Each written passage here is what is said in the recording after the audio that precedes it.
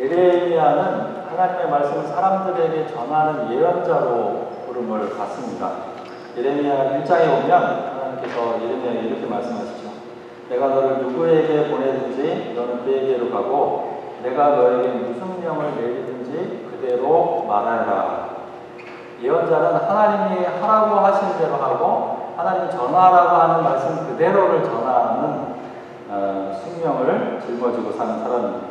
본문에서 하나님께서 하시는 것 같은 모든 말씀은 예레미야의 입을 통해서 사람들에게 전해지고 있는 말들입니다.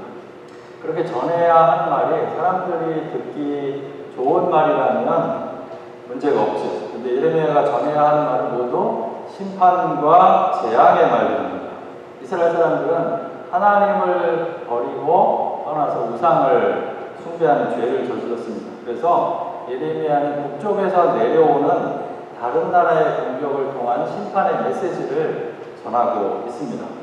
예레미야를 눈물의 예언자라고 하죠. 그 말에는 예레미야가 전했던 하나님의 말씀이 어떤 것이었는지 그 말씀을 전함으로써 예레미야가 감당해야 했던 삶의 무게가 고스란히 담겨있는 그런 말이기도 합니다. 예레미야서는 그렇게 그가 아픔과 눈물로 전했던 하나님의 진노와 심판의 메시지로 가득합니다. 이런 본문을 따라서 한 주간 읽고 묵상해 온 분들이라면 좀 어둡고 우울한 기분에 사로잡혔을지도 모르겠습니다. 저도 토요일 아침이 되니까 아침마다 그렇게 비슷한 본문을 계속 해야 하니까 토요일 아침에 좀 우울한 기분이 들더라고요. 저에게 예레미야는 두 가지 관점에서 읽힙니다. 하나는 말씀을 전하는 역할을 맡은 사람으로서의 동질감입니다. 심판의 말씀을 전해야 하는 예레미야의 숙명이 제 마음을 푹 찔렀습니다. 하나님을 떠나 망해가는 조국을 향해서 안타까워하면서 다가올 하나님의 심판을 전하지 않을 수 없는 예레미야의 심정이 남의 일 같지 않은 겁니다. 또 한 가지는 예레미야를 통해 하시는 하나님의 말씀을 듣는 일입니다. 하나님의 말씀은 1차적으로는 이스라엘 백성들을 향해 있지만 궁극적으로는 말씀을 읽는 모든 사람들을 향해서 있지요. 하나님을 떠나 우상을 숭배하고 자기 계획과 고집을 따라 사는 사람들에게 하나님은 그 길에서 돌아오라고 말씀하십니다. 그렇게 애타게 요구하시는 하나님의 말씀을 읽어가면서 제 자신을 돌아보지 않을 수가 없는 것이죠. 여러분들도 이 두 가지 관점을 가지고 예레미야서를 읽어가시면 좋을 것 같습니다. 그리스도인은 자신을 늘 하나님의 말씀 앞에 세우는 사람입니다. 이스라엘에게 하시는 심판의 말씀, 그 안에 담긴 지극한 애정의 말씀이 바로 나 자신을 향해 하시는 하나님의 뜻으로 받아 안으시기 바랍니다. 말씀을 통해서 자기 모습을 비추고 다듬을 때 우리는 하나님께서 원하시는 삶에 조금 더 가깝게 다가가게 되는 것이죠. 또 한편 그리스도인은 하나님과 세상 사이에서 중간자 역할을 하는 사람들입니다. 하나님 없이 사는 사람들의 삶이 어떤지, 그런 세상을 향한 하나님의 대타하는 모습이 어떤지를 읽어내는 겁니다. 한편 모두를 이해하면서 어떻게 하나님의 뜻을 사람들과 나눌 수 있을까 고민하게 되는 것이죠. 이런 관점으로 예레미야를 읽어 나간다면 말씀을 읽으면서 들었던 우울한 마음도 희망의 씨앗으로 변하게 되는 것을 느끼게 되실 겁니다. 오늘 본문으로 2장 13절 한 구절만 선택했는데요. 비록 한 구절이지만 이 구절이 지난 한 주간 동안 읽은 예레미야 본문 전체를 포용하고 있는 말씀이라고 여겨졌습니다. 다시 한번 말씀 보실까요? 참으로 나의 백성이 두 가지 악을 저질렀다. 하나는 생수의 근원이 나를 버린 것이고 또 하나는 전혀 물이 보이지 않는 물이 새는 웅덩이를 파서 그것을 생으로 삼는 것이다. 하나님은 예레미야를 통해서 이스라엘 백성들이 지은 두 가지 악에 대해서 말씀하십니다. 첫 번째는 생수의 근원이신 하나님을 버린 것입니다. 하나님께서는 이스라엘 백성들을 이집트 노예 생활에서 구원해 주시고 광야에서 인도해 주시고 가나안이라는 기름진 땅으로 들어오게 하셨습니다. 그런데 그 땅에 들어오자마자 이스라엘 백성들은 하나님을 버렸다는 것입니다. 두 번째는 새로운 웅덩이를 판 겁니다. 곁에 있는 샘물을 마시는 대신에 자기가 새로운 웅덩이를 파서 거기에 빗물을 받아 마시려고 한 겁니다. 생수의 근원과 웅덩이에 받아 마시는 빗물은 비교할 수가 없는 맛이죠. 그런데 그 웅덩이도 어딘가 깨어져서 물이 새는 그런 웅덩이입니다. 보이지 않는 웅덩이의 물을 마시려고 계속 시도를 하니까 갈증이 제대로 해결될 리가 없는 것이죠. 하나님을 떠나서 우상을 섬기고 있는 이스라엘을 향한 비유의 말씀입니다. 만약에 어떤 사람이 아주 좋은 1급수의 물을 옆에다 두고 이런 웅덩이를 파서 빗물을 받아 마시면서 살려고 한다면 정말 어리석은 사람이라고 놀림을 받게 될 겁니다. 이스라엘 사람들이 한 일이 바로 이렇다는 겁니다.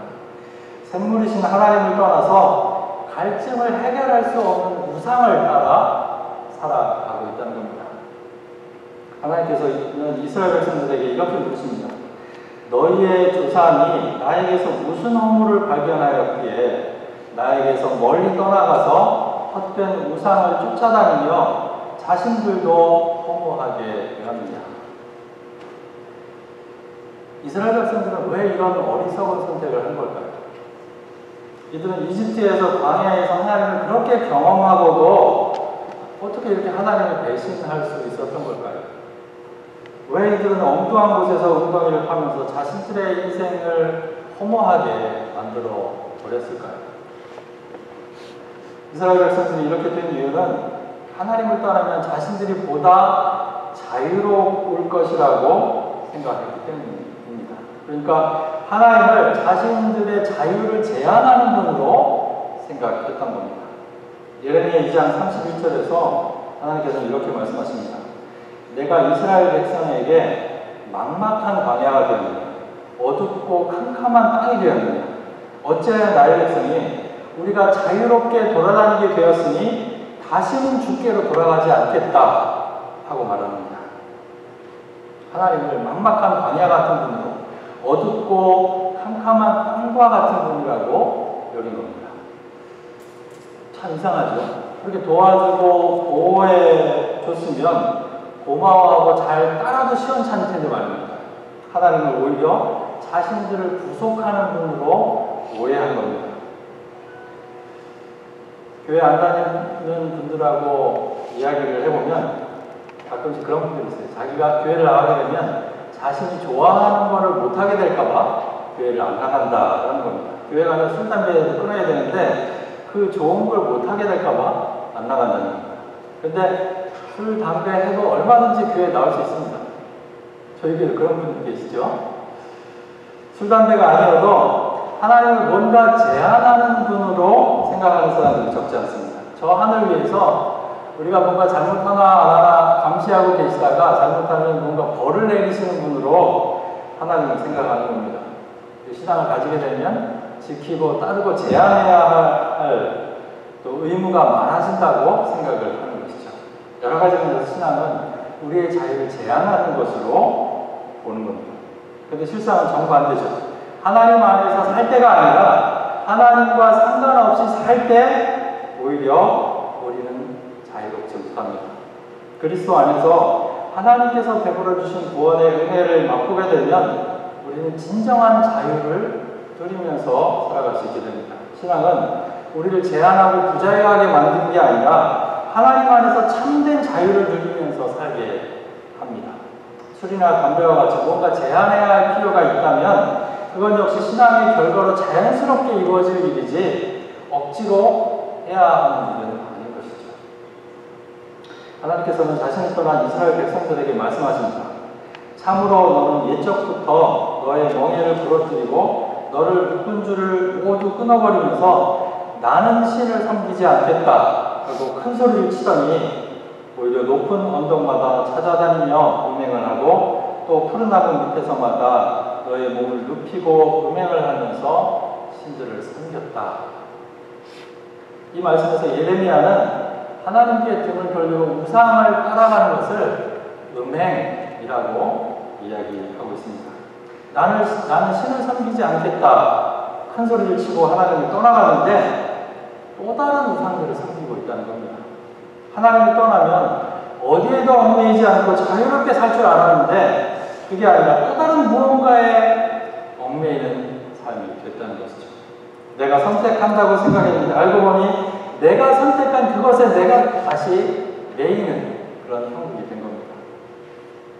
하나님은 두 가지 아니고 생수의 근원인 자신을 떠난 것과 보이지 않는 웅덩이를 판 것을 들었지만 사실 이 두 가지는 하나로 연결되어 있는 겁니다. 하나님을 떠나면 우리는 다른 어딘가에 매이게 된다는 것이죠. 하나님 그것을 우상 숭배라고 부르고 있습니다. 당시 이스라엘은 풍요를 가져다 준다고 믿었던 가나안 사람들의 바알 신을 섬겼습니다. 하지만 지금 우리가 사는 시대에 그렇게 형상화된 우상을 섬기는 사람들은 많지 않습니다. 우상은 하나님을 대신하는 모든 것을 말합니다. 점쟁이나 무당을 찾아가는 것도 우상 숭배입니다. 저에게 로또가 당첨되면 교회 건물을 사주겠다고 말하는 사람들이 11명 그동안 있었습니다. 로또 한 번만 나면 내 인생 대박. 로또도 우상이 되는 겁니다. 중국 시장에 가면 밥 먹고 나면 포춘 쿠키를 주잖아요. 그 안에 열어보면 글귀가 있습니다. 재미삼아서 그걸 사람들이 읽는데 저는 조금이라도 그런데 마음 주는 게 싫어서 잘 안 읽어봤는데 얼마 전에 한번 그냥 읽어봤습니다. 근데 뭐라고 쓰였냐면 You will be called upon to celebrate some good news. 오, 이게 뭐야? 내가 목사를 알았나? 내가 정말 굿뉴스 복음을 전하기 위해서 부름을 받다 뭐 이런 이야기인가? 야, 이거 진짜 신기하다. 혼자 그런 생각을 했습니다. 이런 글에 솔깃한 것도 마음을 빼앗기는 일입니다. 사람이 우상이 될 수도 있죠. 부모에게 지나치게 의존하는 마음, 자녀에게 과도하게 집착하는 모습 모두 하나님을 배신하는 일이 될 수 있습니다. 신자본주의 시대의 가장 강력한 우상은 역시 돈입니다. 학생들이 농담 반, 진담 반으로 자주 하는 이야기 중에 하나가 나중에 꿈이 건물주가 되는 것, 이런 말입니다. 조물주 위에 건물주가 있다, 이런 말들 하죠.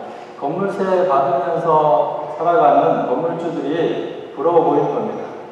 근데 언젠가 여기 동네에 가게에 갔다가 너무 비싼 임대료 때문에 힘들어하는 세입자의 얘기를 들었습니다. 한 시간 정도 그 이야기 사정을 듣다가 왔는데요. 한 달 내내 부지런히 일해도 비싼 임대료 내고 나면 남는 게 별로 없다는 겁니다.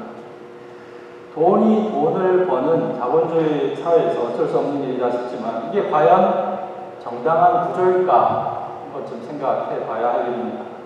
이런 구조에서는 누군가 이익을 보면 그만큼 손해를 보는 사람이 한쪽에 있기 마련입니다. 그런데 많은 사람들이 이런 구조적인 문제를 외면하고 할 수만 있다면 나는 돈 많이 버는 쪽에 서고 싶다 생각하는 거죠.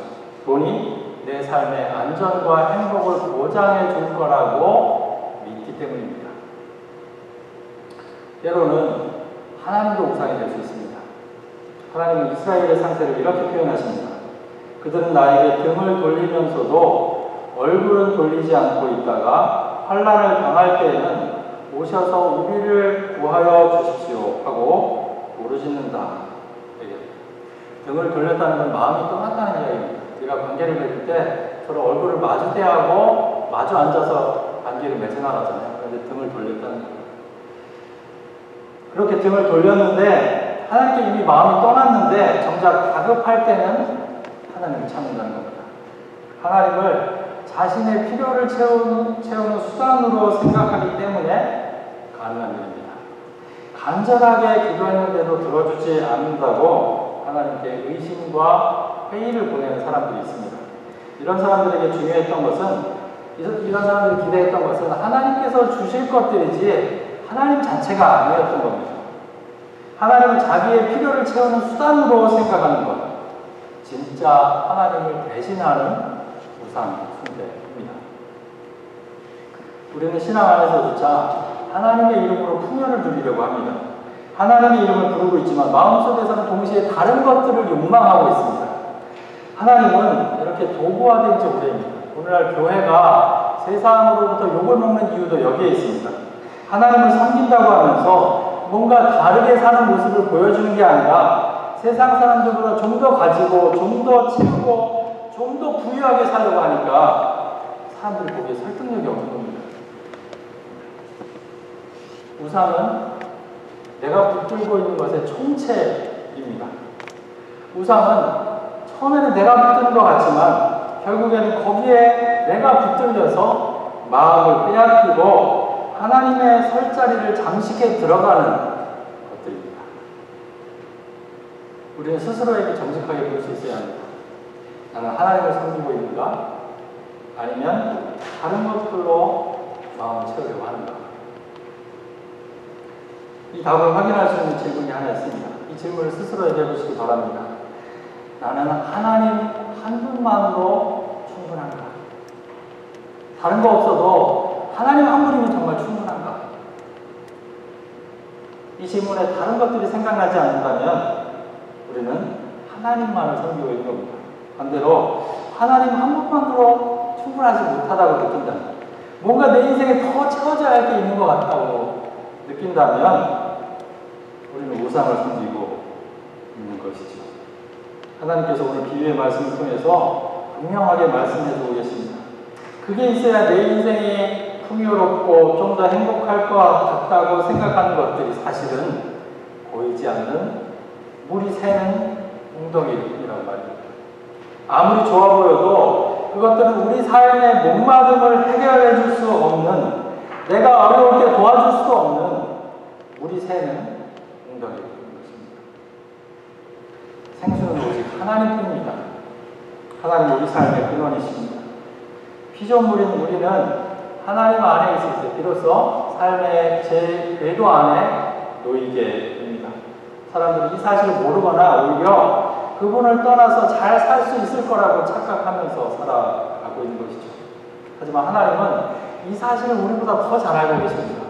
그래서 하나님께서는 생각도 안 하고 있는 사람들을 향해서 돌아오라고, 계속해서 돌아오라고 말씀을 하고 계신 것이죠. 예레미야서는 이스라엘을 향한 하나님의 경고와 심판의 말씀으로 가득합니다. 그런데 하나님의 목적은 심판에 있지 않습니다. 멸망을 이야기하지만 하나님은 계속해서 여지를 남겨두고 계십니다. 하나님께서 바라시는 것은, 진정으로 바라시는 것은 이스라엘이 멸망하게 되는 게 아니라 자신에게로 돌아오는 것이기 때문에 그렇습니다. 근데 이상하죠? 전능하신 하나님께서 소극적으로 우리가 돌아오기만을 기다리고 있습니다. 그렇게 힘 있는 분께서 우리를 좀 강제해서 끌고 당겨서 돌아오게 하면 쉬울 것 같은데 결국 그렇게 하지 않는다는 거예요. 더 사랑하는 사람이 약자라고 하죠. 하나님은 우리와의 관계에서 약자이십니다. 끊임없이 참으면서 우리가 돌아오기를 기다리시는 사랑의 하나님이신 것이죠. 강제로 이루어진 관계는 겉으로 보기에 아무 문제 없을지 몰라도 진심을 그 안에 담아내기는 어렵습니다. 그래서 하나님은 우리가 스스로 등을 돌려서 마주 대할 때까지 참고 기다리십니다. 애타게 돌아오라고, 내가 너희들의 진정한 보호자라고 말씀하고 계실 뿐입니다. 어제 밤 11시가 다 된 시간에 한 학생이 집으로 찾아왔어요. 공부를 다 마치고 이것을 완전히 떠나는 길인 겁니다. 그날 오후에 원래는 한번 만나서 이야기하는 시간을 가지기로 했는데 짐을 정리하고 집을 빼느라고 시간을 다 보내서 그 늦은 시간에 인사를 하러 온 겁니다. 여기 있는 동안에 예배는 꾸준히 나왔는데 잘 눈에 띄지 않는 친구였습니다. 언젠가 어머니를 통해서 그 친구가 어떻게 살았는지를 들은 적이 있었습니다. 친구들과도 전혀 관계를 맺지 않고 고립된 생활을 하면서 공부에 매진했다는 거예요. 자기 아마 혈서를 쓴 것 같아요. 자기 피로 돕기라는 글을 써가지고 책상 앞에 붙여놓고 공부를 했다는 거예요.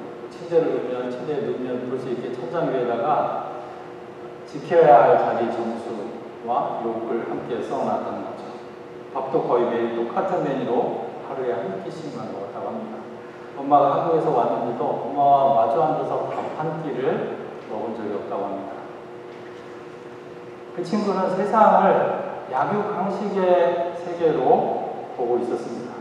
경쟁에서 이기지 못하면 살아남을 수 없다고 생각하고 자신을 혹독하게 몰아붙였던 겁니다. 철저하게 실력을 키우는 것만이 자기 인생을 보장할 거라고 믿었던 것이죠. 그런 마음 안에 하나님이 들어설 여지는 전혀 없었습니다. 같이 마주 앉아서 대화 나눌 기회를 가지지 못한 채 떠나보내야 한다는 게 못내 마음에 걸렸습니다. 마지막으로 주차장에서 손을 잡고 기도를 해주었습니다. 내가 내 인생을 붙들고 있는 것 이상으로 하나님께서 너 인생을 붙들고 계시다고, 그걸 보고 앞으로는 좀 행복하게 살기를 간절한 마음으로 기도해 주었습니다. 그리고 오랫동안 뛰어안아 주었습니다. 어두운 밤에 떠나가는 차의 뒷모습을 보면서 하나님의 마음이 이러실까 생각했습니다.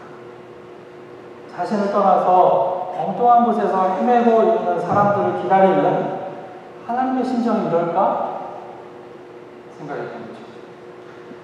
모양은 다르지만 우리는 제각각 물이 새는 웅덩이에서 목마름을 해결하려고 하는 사람들입니다. 하나님을 떠나서 제 마음대로 살아가는 사람들도 있고요. 하나님 안에 있지만 여전히 다른 것들의 미련을 버리지 못하고 살아가는 사람들도 있습니다. 하지만 생수의 근원은 하나님이십니다. 하나님만이 우리의 목마름을 해결해 주실 수 있는 유일한 분이십니다. 그분께 돌아가는 길이 우리 삶의 유일한 대답입니다. 자신을 대신하고 떠난 사람을 오히려 가까워하면서 기다리고 있는 하나님의 마음을 헤아릴 수 있기를 바랍니다. 자신의 아들을 내어주기까지 우리를 사랑하시는 그 하나님의 사랑이 우리를 포기하지 못하고 놓지 못하고 붙들고 계시는 거죠. 오늘 우리에게 들려주시는 하나님의 말씀은 돌아오라는 것입니다. 나에게 돌아오라는 것입니다. 그 부르심에 응답하면서 살아가는 저와 여러분들 되시기를 주님의 이름으로 축원드립니다. 오늘은 같이 찬양을 드리고 기도를 했으면 합니다.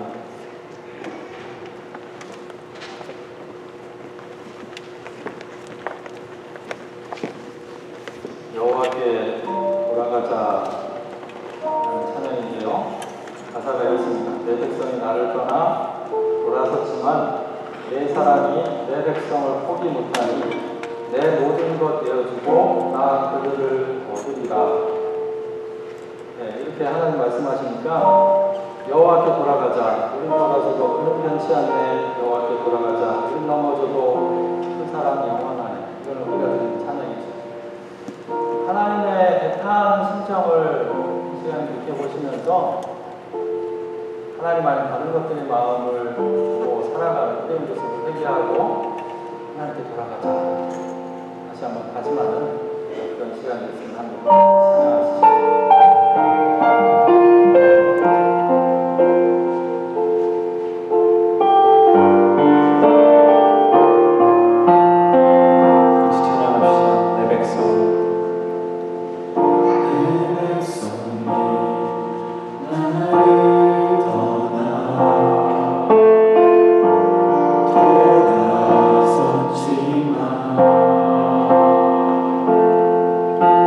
돌아섰지만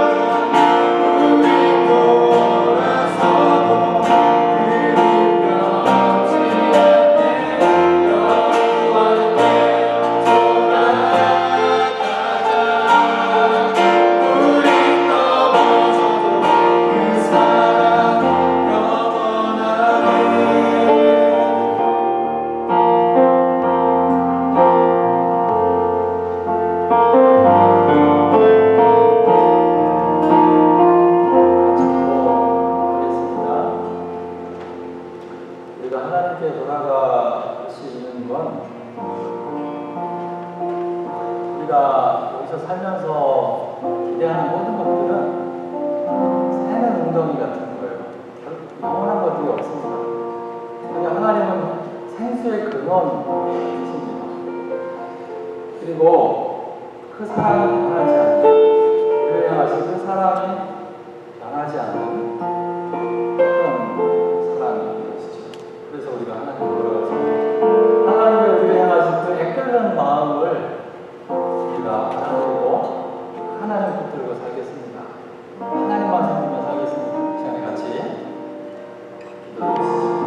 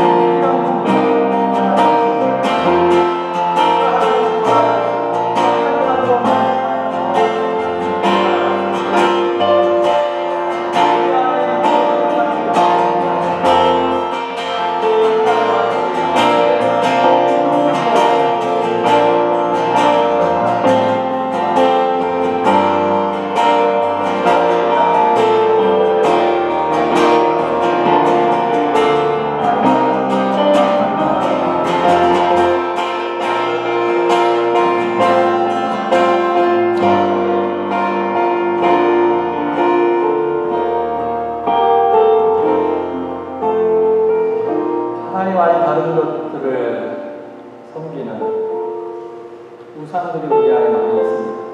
알면서도 모르는 척 할 때도 있고, 모르지만 끈질기게 우리를 붙들고 놓아주지 않는 우상들이 우리 안에 너무 많이 있음을 고백하지 않을 수 없습니다. 우리가 살아가는 길이 하나님만을 붙드는 길, 또 그 반대편에 있어서 다른 우상들을 섬기는 길 사이에서 위태위태하게 걸어가는 길일 수밖에 없습니다. 우리는 그렇게 약한 존재들일 뿐입니다. 하나님만이 우리의 유일한 생수이십니다. 우리를 향한 그 사랑이 변하지 않습니다. 우리를 향하신 그 하나님의 이끄는 심정을 알아낼 수 있기를 원합니다. 그 하나님만을 바라보고 헛되는 것들에 더 이상 마음 빼앗기지 않도록 도와주시고 하나님께 등 돌리고 돌아갈 수 있도록 도와주십시오. 날마다 하나님께 돌아가게 해주십시오. 그 하나님과 함께 살아가는 저희들